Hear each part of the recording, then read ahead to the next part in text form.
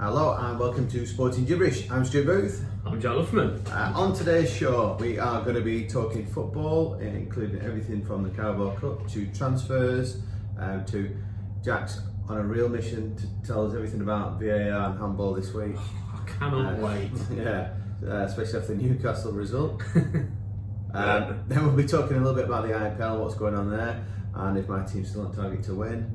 A little bit of talking about Boston United, and the start of the season for the lower league clubs and how it's basically not got going yet. Interesting one, and a little bit of an interview with a colleague of ours for fantasy football, which is going to be a treat for the ears. That's all I'm saying. Unbelievable, yeah. It's coming up very, very soon, but another good week for lots of people in the fantasy league, actually. Well, I'm doing fine, but we'll talk about that later. But we're going to start off with our horse Barrichello. Yeah, so I've had a few people again asking, when's it going to run, blah, blah, blah. So we get a weekly update, don't we, as part of the thing. And it's been going okay. But I wouldn't get your money out just yet ready to bet on it. He seems a fair way off running. And the summary from its trainer, Donald McCain, was this. And I think it to begin with, I thought he was talking about me, actually. Because it said, Barrichello is doing plenty of work and he's coming along well. He looked great, obvs. Yeah. And although he looks fitter, fair enough, he's still carrying a good amount of condition. Which means overweight. You're carrying too much timber. Yeah. So lockdown weight has not been off Barrichello. So he just takes the mould of the Sporting Gibberish. Yeah. So do you know what? We could be a trio now. Yeah. Get him in the middle. There's a horse in my podcast suite. Yeah. But yeah. So that's the thing on Barrichello. Actually, joking apart, I do think that he's looking maybe to win in the autumn. I think is what we're looking at. So. Yeah. Well, it's just the finish of the flat season now, so they're starting the hurdle season now. Yeah. So it's a case of we were originally hoping November time, so we could potentially 6 weeks away. Yeah, 6 weeks away from debut. But we'll keep you all informed. But for those people been asking, that's the news on our friend Barrichello. Yeah. So all three of us are going to go on a diet from next week. Yeah, we're on it. Yeah. Before we move on to football, I don't know if you saw, Stu, you realised. Did you know what yesterday was? The 30th of September. What's that? Just have to be podcast day. World Podcast Day. So, and rumour has it, I can't confirm from finding it, that we were recommended on a playlist somewhere around the world. Wowzers! But I couldn't find. I had a message saying from somebody back home saying that we were been recommended on a list of some. I don't know if it's Spotify or platform that he listens to or whatever. But it was recommended, but I can't find it. So did you not put it in? Let's move on. No, I didn't. I didn't. I honestly didn't. No. So anyway. To all those fellow podcasters out there, happy World Podcast Day. Yeah, and keep going. We love what you're doing. Even though we don't listen to you, we just listen to us. But yeah, you can listen to us though. But yes, moving swiftly on to football. So review the results of the weekend. I can safely say we're in a good place.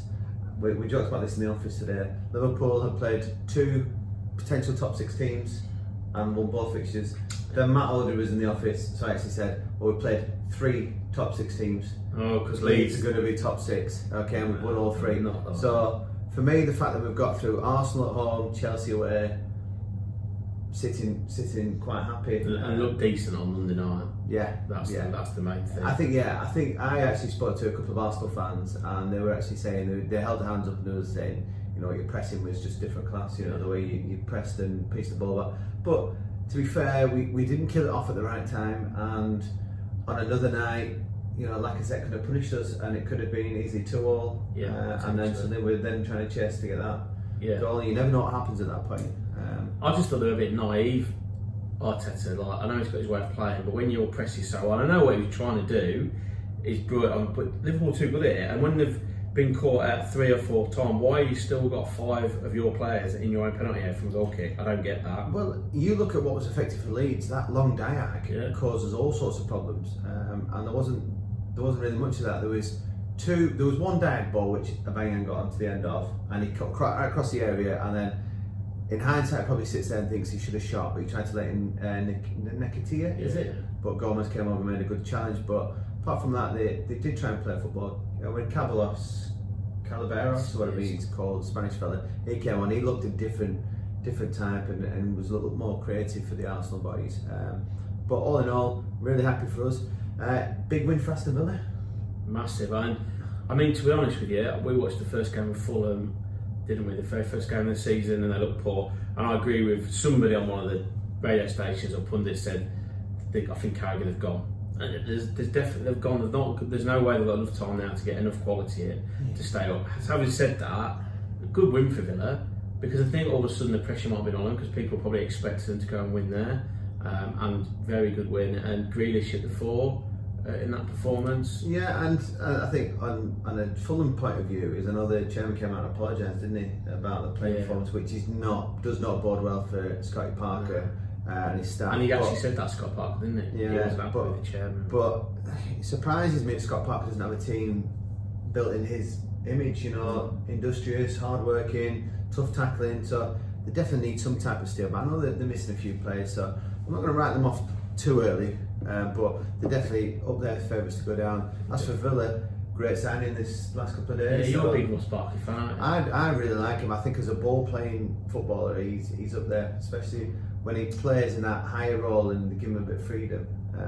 Really rate him, and I'll be interested to see how well he links up with Jack Grealish, because that's just another attacking entity for Villa. And fair play to Barkley, I think. I'm not probably not as big a fan of him as what you are, but fair play to him in terms of, obviously he wants to play football. He's got probably England plays Euro 21 down the line, so fair play to him to sort of go from potentially a top 4 club to a club that probably still going to be bottom half. Yeah, I think he's done right. I agree. When Danny Rose did it with Spurs, he needs to keep himself in that shop window, and if you want to be thinking about Euros, you've got to be playing week in, week out. I think he's going to do that with Villa. It'd be interesting to watch them. Interesting battle in the Yorkshire area. Well, I told you on this podcast, probably even our first edition, even when Sheffield United were going well, that they would go down this year. And I stick behind it. It's the second season syndrome, isn't it? And I think we both mentioned it, that I always thought this would be a struggle for them this year. There's not nobody up top, have there? Although I did see that talk of Brewster going. Yeah, Brewster keeps getting thrown in the mix, but there's a few teams now sniffing after Brewster. But Palace being one of them, potentially Villa as well. But the strange thing is he's got like an abundance of strikers, but just not quality. So he rolls 2 out, they have a go, and then he rolls them 2 off, and then rolls another 2 out. I think Sharp's still the best one, but he's got no pace anymore. Yeah, he's technically the best and the best finisher, but he's the leading Football League goal scorer of all time. Yeah, he's a good player, isn't he? Which is strange.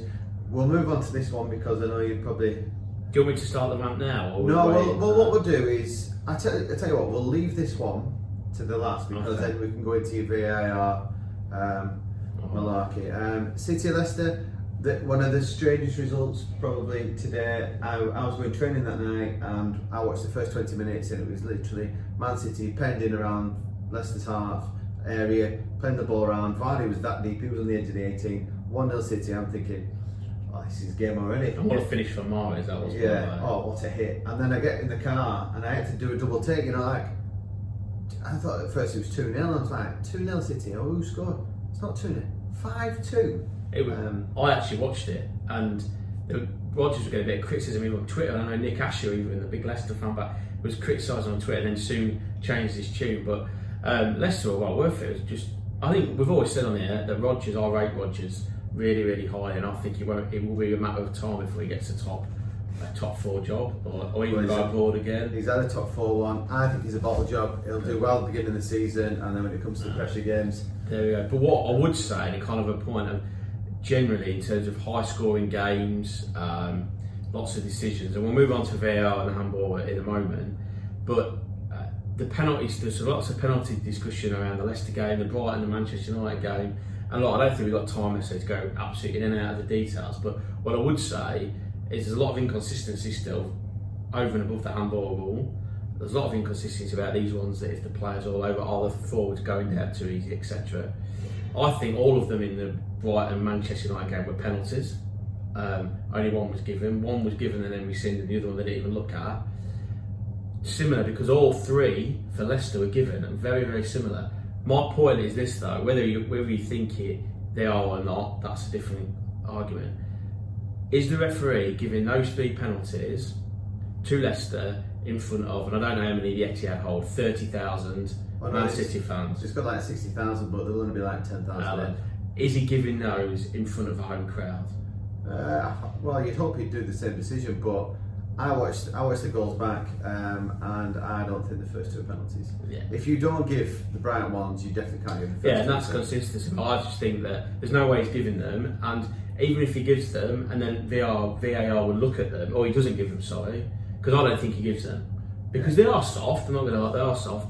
I don't think he gives them because of the crowd there.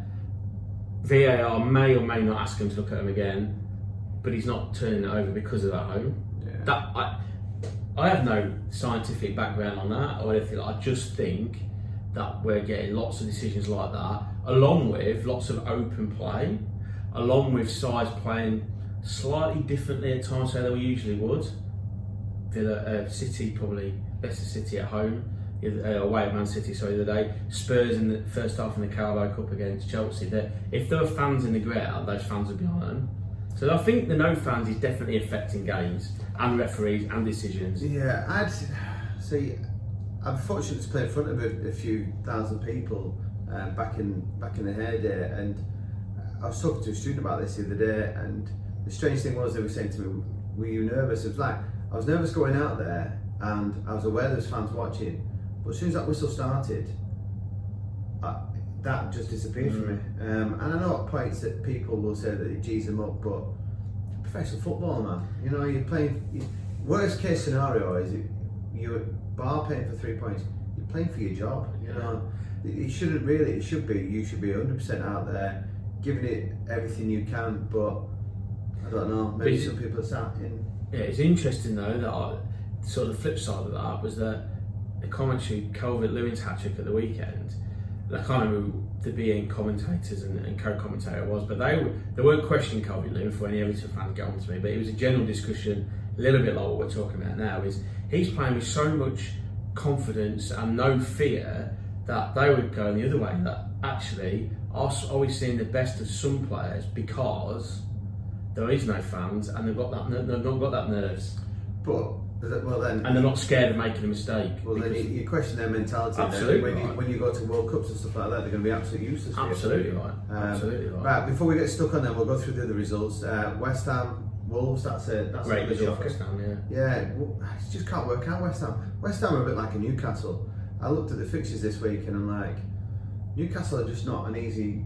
You know, like you think, oh, that'll be an easy win for them, but then a bit like Burnley as well. It seems to be like we have three teams that on any given day will turn up and pull a result like that out. Yeah. And then next 2 weeks they'll go and get spanked off Brighton and Fulham and West Brom, and you'll be like, all right, so back to normal then. I must admit I didn't see that game, but by all accounts Wolves were pretty ordinary, and I know that Jimenez was given a credit with an own goal that got me points for fantasy teams. But I looked at that and I thought Souček heads it, and I didn't know how much Jimenez gets a touch it because I've got Souček in my fantasy football. That's right. But even worse, on the bench. Oh dear. But other results: Brighton 2, Manchester United 3. Not that I'm anti-United, but it's a farce. It's a penalty, but it's a penalty in the 98th minute of the game when there was only 3 or 4 minutes added on.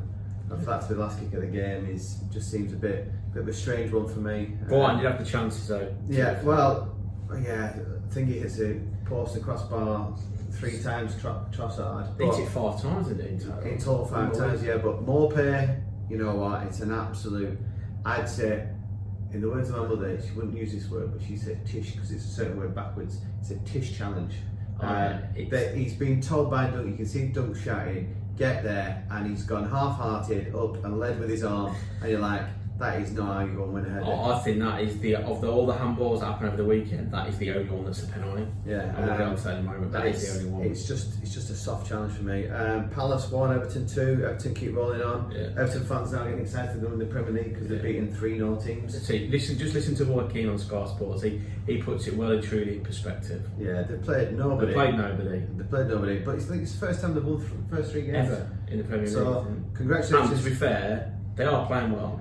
Rodriguez, James looks mustard at the moment, but under no pressure. Yeah, Gomez, class. Always think he's been class. I like a good player, but when they play the bigger boys and they've got people in the faces drilling them, let's see how good they are. So that'll be a good test for Everton. We've got Liverpool in a couple of weeks. So that'll be a good test for them, how they deal with the press in that game.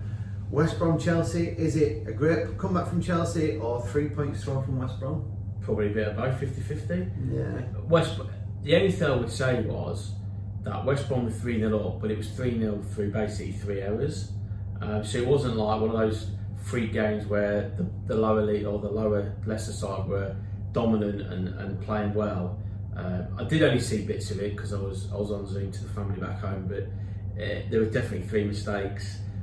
So probably a bit of both. I think you've got to sometimes look, would Bilic have taken the point before the game? Yes, he would. Yeah, but at half time, would he taken 3 points? Of course he would. Yeah. Right, so the last one was just a bit of a non-entity. Burnley dropping points against Southampton. Danny Ings again. Yeah. Lucky shot. Yeah. So let's quickly do heroes and zeros, and then we'll go to your handball. Okay. So go with your 0 first. 0 has to be Kepa, the goalkeeper from Chelsea. Just had a really bad week. Oh, because we had the Liverpool previously, game, between the 2 podcasts. He's had a really bad week, and now he's basically number 3 after Caballero got picked for Saturday's game. So £75 million goalkeeper, and I was reading today that they don't think they can even get rid of him. Nobody wants him. Wow. So fall from grace. Yeah. My 0 is going to be referees. Oh, brilliant. I'm going to explain this in detail. Is that I think that the new system kind of works where they get called to the screen, but every time they've gone to call the screen, they've changed their mind. Not one of them has had the bottle to look at it and go, I'll stick with my original decision.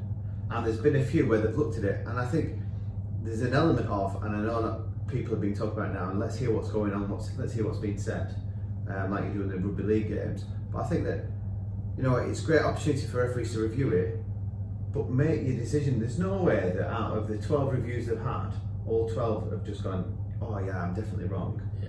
It's like it's been put in place and said, if you get called for a review, this means you've got to change your mind. Yeah. So one of you referees, be brave.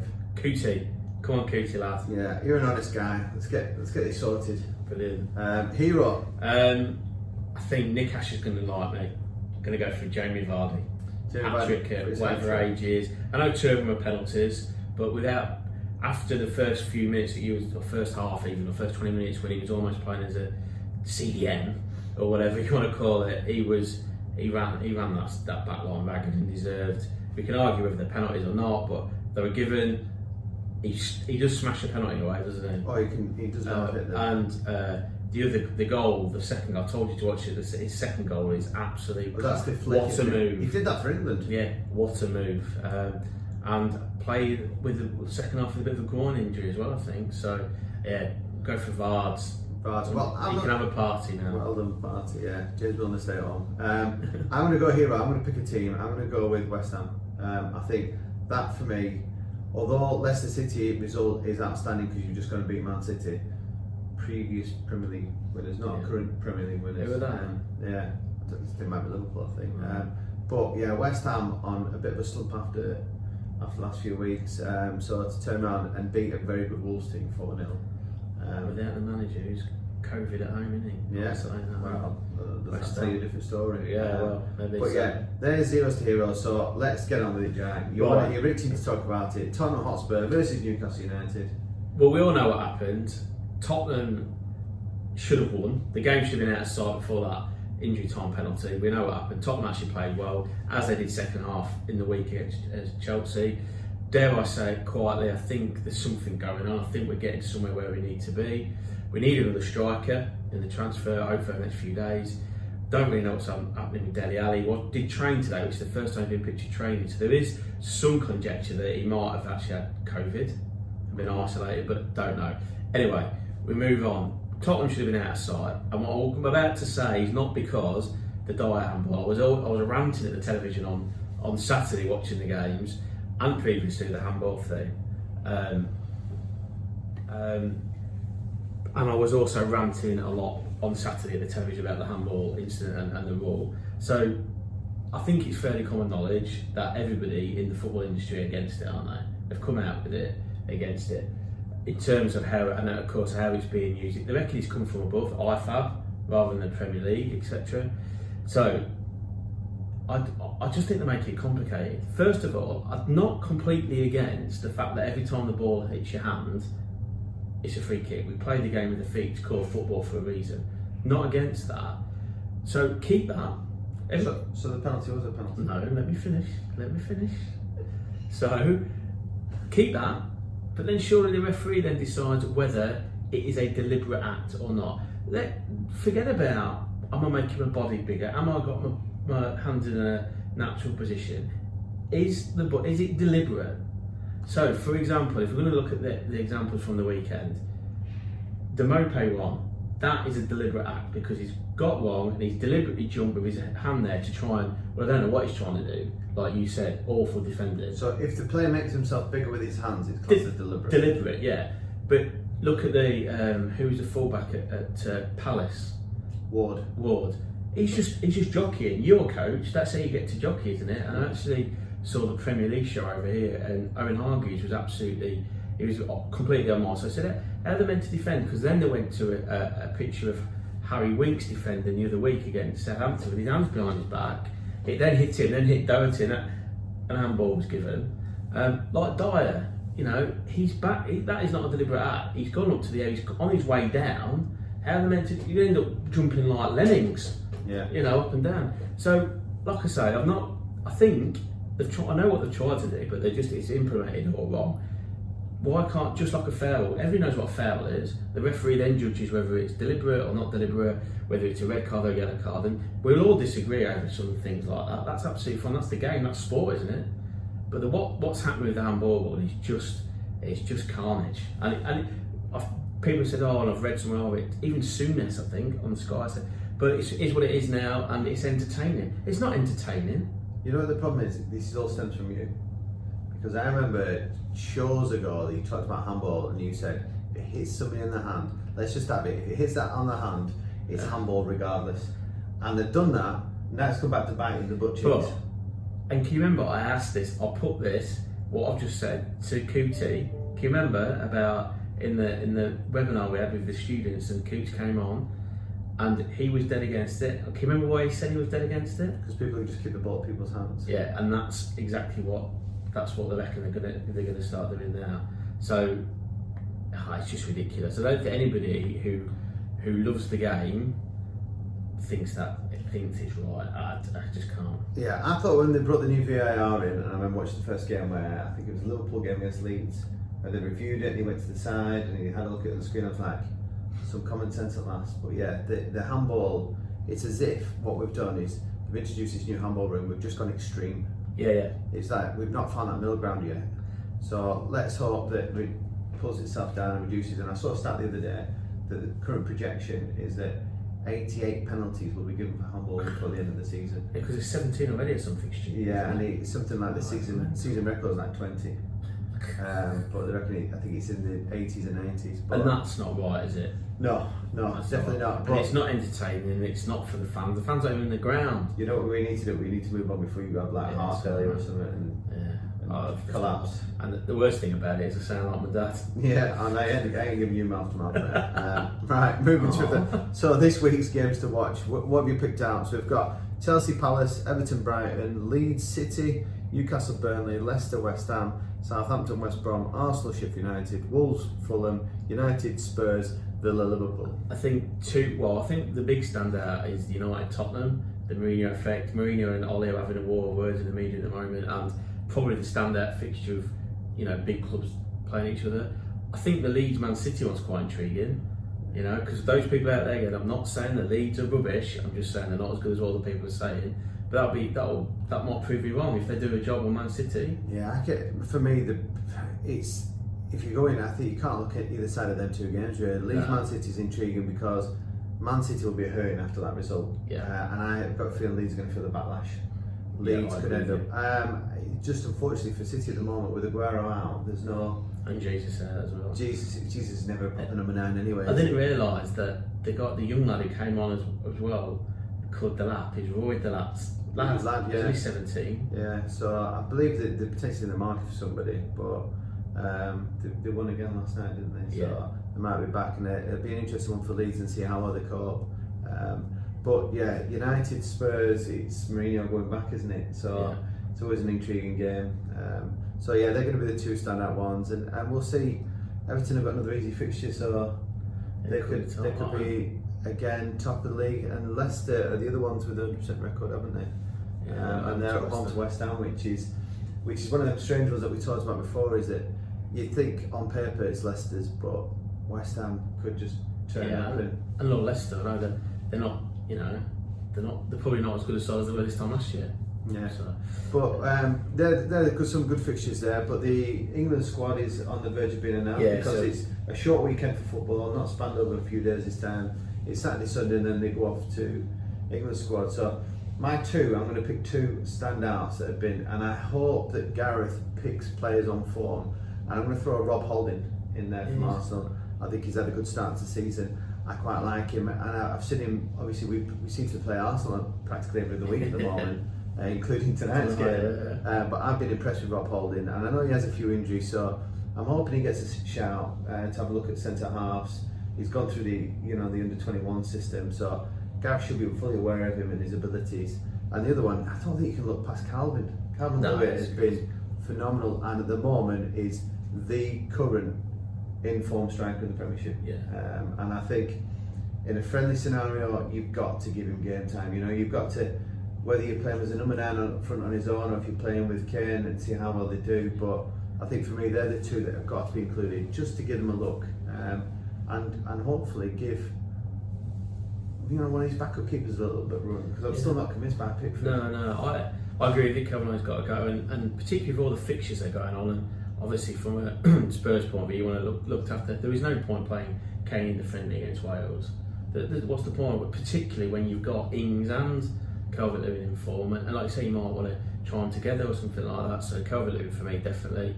I'd hope that the Wolves fella, his name just escapes me, Connor Cody keeps his place, because I like the fact that he showed some leadership, and I think if Gareth wants to play that 3 at the back, he's the ideal man for the sweeper, and if you don't play them, fair enough, you use him in the squad. It'd be interesting to see, and it'll be interesting to see what he does with his fullbacks. Will Walker play? Kyle Walker be in the squad, because he obviously sent off in the last game, and could be stuck on 49 caps. But as I say, we'll see what happens there.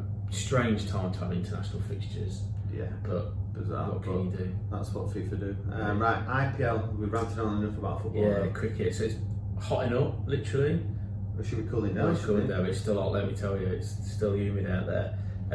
It's been some good games. No team is unbeaten yet, which is unheard of.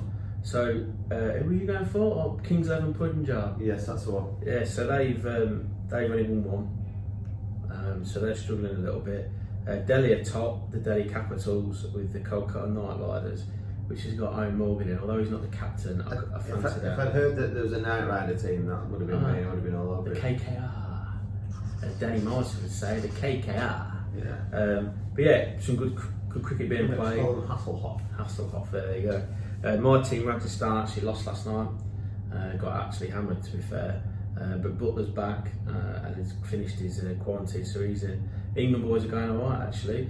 Probably the star of the show at the minute is Jofra, but not with the ball. With the bat. He's faced something like 15 deliveries and hit 8 for 6 and only faced 1 dot ball. Having said that, I didn't see what he got last night, but there's been some ridiculous chases. The Radisson earlier in the week chased down Mammoth score at Sharjah, a very small ground. Small ground, isn't it? I know that. And then Pollard for the Mumbai Indians and his partner hit 100 in the last 5 overs to take last 5 overs at the Dubai Stadium, which is big, to take it to not a power play, super over. So exciting times. England boys doing well. I'm still sticking with. How many more games before they go into? Is it going to a knockout? They go to knockout. Yeah, I think they play each other twice. I think they play. So still a fair few more. I think they play 14 round games. It's on till like November the 6th or something like that. Right, so just in time for Barakello to. Yeah, so you could have a win on the RPL, mate, if the Kings 11 Punjab start playing your mate Chris Gale. He's not playing. That's the problem. Big Gale, he's not been in. Big Chris in, and then that wins that comes in, and then we can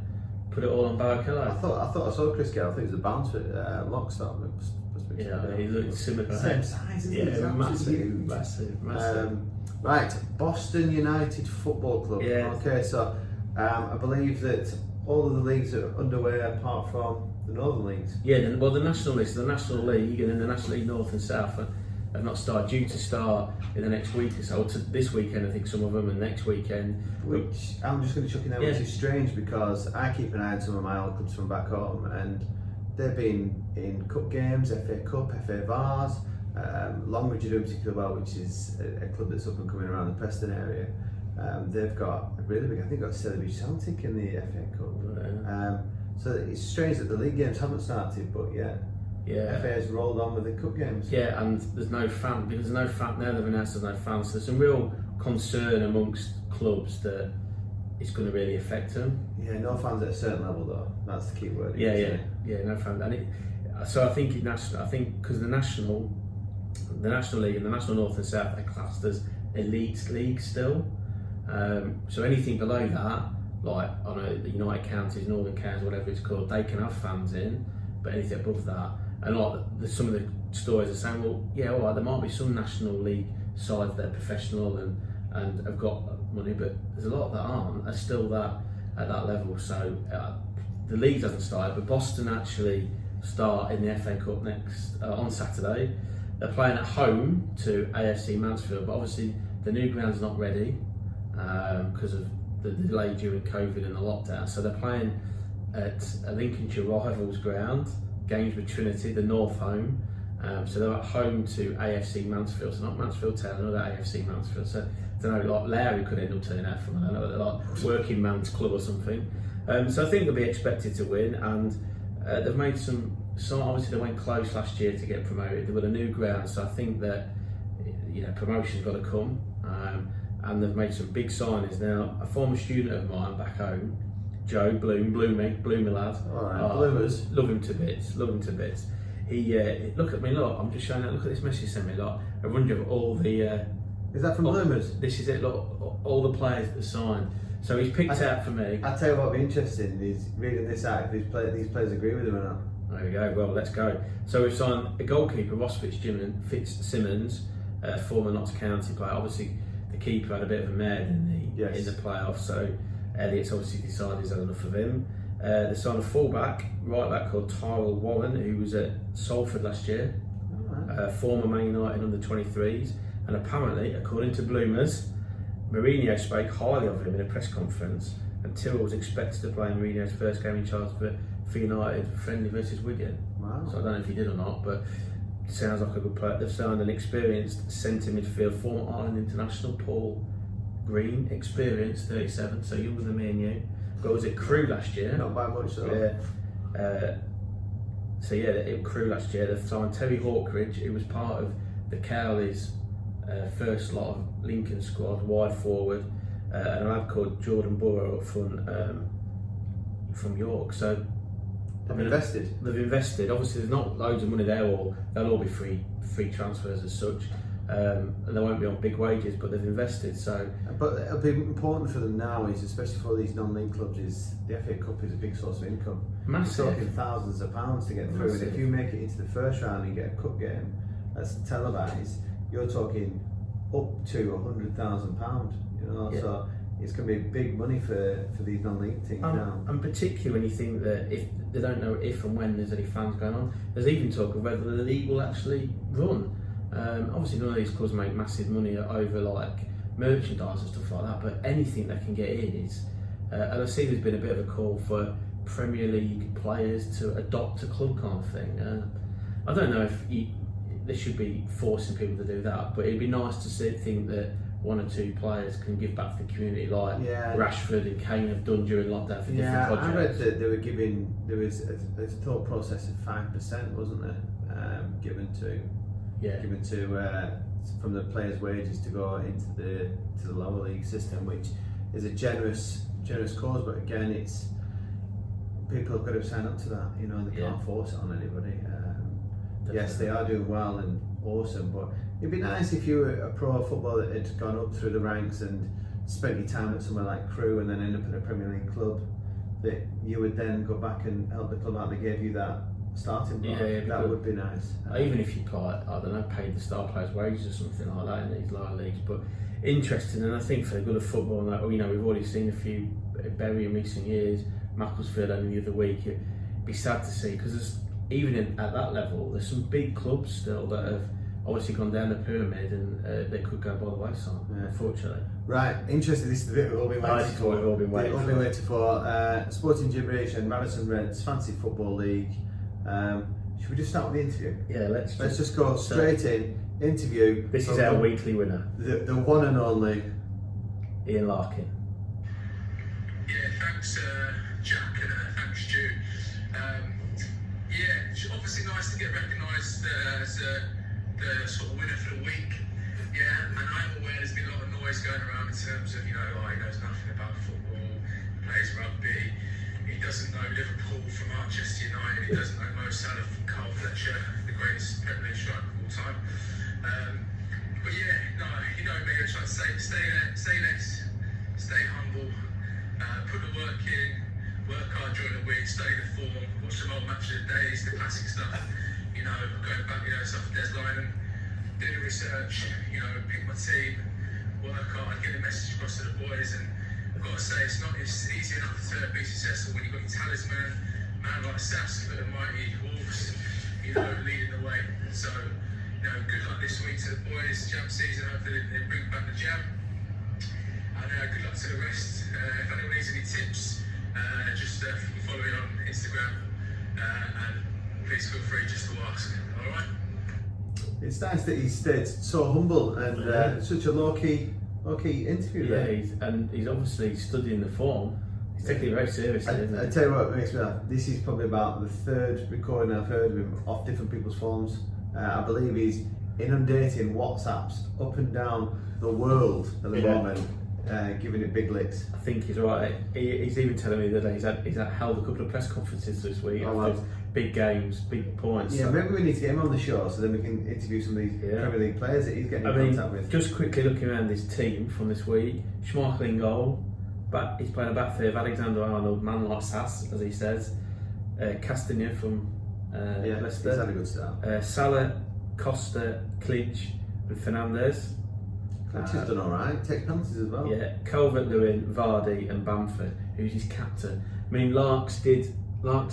You'll notice he's got a bit of a southern Cockney accent. He's actually of Irish heritage, but spent a lot of time in Leeds. So he's going to come unstuck, Larks, if Leeds come unstuck, aren't you? Yeah, well, it'll be interesting. It's as your dad would say, it's not a sprint, it's a marathon. Absolutely. So I love that he's confident after 3 weeks. So let's see where he's in 35 weeks' time, and yeah, that's right. If he's still there. But Larks, the voucher is yours for this week, so well done. And also at the end of the month, so we've got our first monthly winner. I don't know what's that voucher. I couldn't tell you off the top of my head, but it's a better voucher. It's a bit better than the one you've got, Lark. So something for you to look for October. So at the minute, top of our league, with a total of 211 points, is Andrew Exton. I won't actually say the name of your team name because we're a family show. Yeah. But Andrew, if you can get hold of any of us through social media and claim your monthly prize. Congratulations. So well done. How's you looking? I've made some transfers today actually. You know what? With your lad, I did it at registration with him. I just can't understand. How is my team not top? How can you have Leno, Alexander Arnold, Gomez, Adam Traore, De Bruyne, Aubameyang, there's another class midfielder in there, and Werner and Harry Kane, and not be scoring loads of points? I'm literally, I talked to somebody the other day, and I was like, as soon as I transfer somebody out, they're going to go and score. Of course they are. So I did think about moving Timo Werner, but you know what? That made it worse. Souček was my other one that was currently on the bench. I didn't think Gomez was going to start, so I thought Souček's going to come in for him, pick my 6 points up. Oh no. I'm going to just give a little bit of a shout out to. So we have got, I say Andrew Exton's top, Mike Keevy is in second place, Jack Brown, you still up there, mate. Boom Shakalaka in third. Bottom of the league. Oh yes, I've seen it. Henry, I'm having a stinker, but you're doing way worse. Wizard of Ozil, 111 points. Oh my god! And he's giving me a load of jip about 111 points. I think our weekly winner gets that. Yeah. So I don't know, Henry. You did support the wrong team in North London, and you're obviously picking the wrong fantasy team as well, mate. The fact he's named after Ozil tells you everything you need to know. Is he still there? somewhere in the bag. I think he's boot cleaner. Picking up the wages. Yeah. Right. Moving on. This is an interesting story. So we're going to go with Jack's story this week. Yeah. So it involves a legend. It does. So we've decided that this is going to be it, isn't it? This We're is going to the do last another feature because we're family friendly and we can't think of any more. Let's be honest. Mine's not a cricket story. I suppose it's a work story actually. So in my early days, before I was a teacher, I was a journo. That's what my degree's in. And I used to work for the Boston Target newspaper, which was the free weekly newspaper in the town. And it was a summer of, I can't remember, 2003 maybe earlier. I can't just remember. You can when I tell you when you hear the story, you'll be able to find it. Yeah. So it was in the summer holidays, and our sports editor was away on holiday, so it would have been late June, early July, before the pre-season friendlies actually kicked into action, because it would always go on holiday and then come back. And what it would tend to do is have all the stories mapped out, and I would then fill in and do the normal news job that I was doing, but then also fill in on the sport and things like that. Because obviously in the local newspaper, lots of people writing the reports, and you do it from there on in. Anyway, I'm in the office one day, and the call comes in. And it's Rob there. Excuse my accent. I said, no, it's not. Hello, Steve Evans. So I big fan of Steve Evans. Steve Evans. So Steve, obviously the Boss United manager at the time, been around the block, Leeds. He's now at Gillingham, I think. So he phones up. Where's Rob? He's on holiday. Where? I don't know. Spain? Lanzarote? I don't know. Right. I need a story. And at the time, we actually had a bit of a sponsorship deal with. We sponsored the programme, I think, at Boss United. So there's a bit of an unwritten law that the Duncan at the Standard won't like this. We had a bit of an exclusive thing first. He said, I need him at the office, and they had the club office just down the road. So I need you to somebody there. I said, I'll come. How long? 10 minutes or whatever it was. So I said to the editor, Steve's on the phone. It sounds like a sign in. Yeah, off you go. Anyway, so off I toddle. It's only literally 5 minutes across the marketplace where the Target office was and where the club office at the time was. So I walk in, and Maureen Blackwell there, he's in the mini club shop that's in there. And G. Evans comes out, it was Steve's brother, who was on the, I don't know what, coaching staff scouting or whatever. And it's in here. And I walk in, and I kid you not, and I've told you this story, Stu, and I kid you not, and I hadn't noticed on the way in that there was some additions into the club shop, but I hadn't really clicked. And I walk in, and there's Steve. Jack, thanks for coming.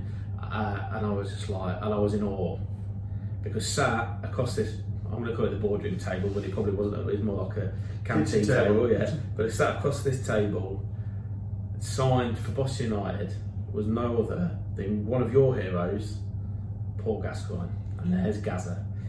And so to cut, I don't think I'd be able to speak if he was in front of me. I'd just mumble, I think, and just mouth. Yeah, so it was a bit like that. I was a bit. He said, and then what happened when Steve gave an interview in it. So I took the notes down, shorthand notes down. So it was even before like a phone recording. Whatever. He went off to training, so I was left in the boardroom with Gaz. I did this bit, and it was incredible. And what was in the shop that I hadn't noticed were a load of Gascoigne autobiographies. So I managed to buy one, and he signed it for my dad.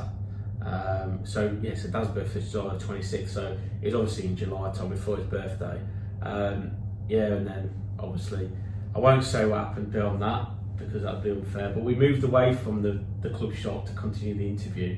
Unbelievable. I tell you, your biggest regret today, it has to be the fact that when you moved to this next venue, you didn't stay for the rest of the day. Yeah, that was bad. Poor form, wasn't it? Oh, I had to get deadlines.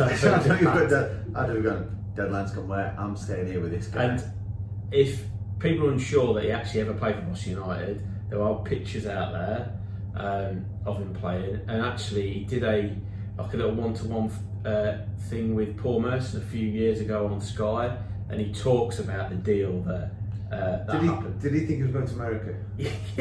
He thought he was going to Boston. And then he tells the story, and I've got no idea if this is true or not. He tells the story that he thought he was going to America, gets picked up at Peterborough train station, gets taken like 45 minutes down the road, and he says to Mercer, he says something like, and the deal I had was like, he's such and such a flat rate, and you get anybody above 5,000, you get the rest of the take-in. So if it's 7,000, you get 2,000. He said, I thought I was alright, man. He said, the ground only held 3.5. Oh my goodness, Scotland. I mean, they're true, that's an open class, but yeah, that's it. So, yeah, that's it. That's a great story to end on. Yeah, but brilliant. We'll have a new feature next week. On Lincolnshire Day as well today. Oh, is that what it October is? 1st is Lincolnshire Day, so to all you yellow bellies, fellow yellow bellies out there, happy Lincolnshire Day. Enjoy your Lincolnshire sausage, enjoy your hazelnut, enjoy your stuffed chine.